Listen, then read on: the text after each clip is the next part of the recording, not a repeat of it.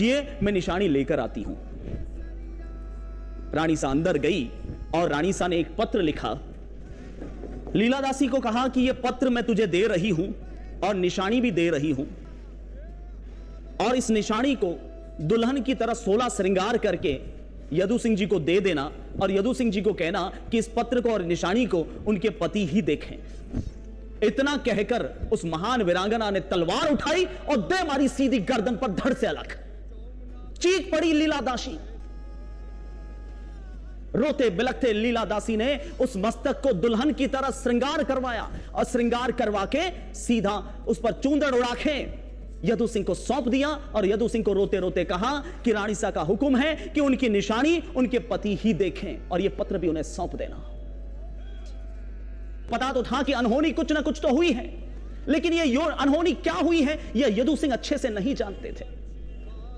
वो थाल भरकर यदु सिंह तेजी से दौड़े सीधा गोरम घाट की तरफ, और गोरम घाट जाकर उनके पतिदेव रतन सिंह चुंडावत को वो पत्र सौंपा और वो निशानी भी दे दी।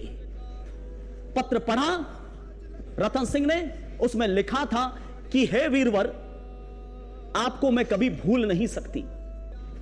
आपका मैं इंतजार स्वर्ग में कर रही हूं, इंद्राणियों के साथ में। युद्ध में विजयी होके लौट आइएगा मेरे साथ स्वर्ग में। मैं इंद्राणियों के साथ आपका वही इंतजार कर रही हूं।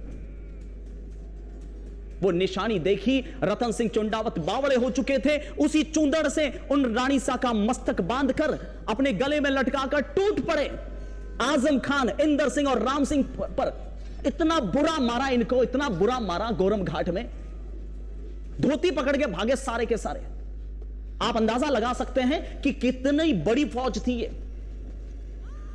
युद्ध में विजयी होने के बाद में गर्दन लटक रही है गले में। रतन सिंह चुंडावत तेजी से घोड़ा दौड़ाते हुए अपने सलुंबर ठिकाने की तरफ पहुंचे, अपने रानी सा की तरफ। लेकिन सलुंबर किले के द्वार पर पहुंचे तब उन्हें ख्याल आया कि रानी सा तो अभी जीवित नहीं है, तो सलुंबर किले के द्वार पर ही उनके प्राण निकल चुके थे।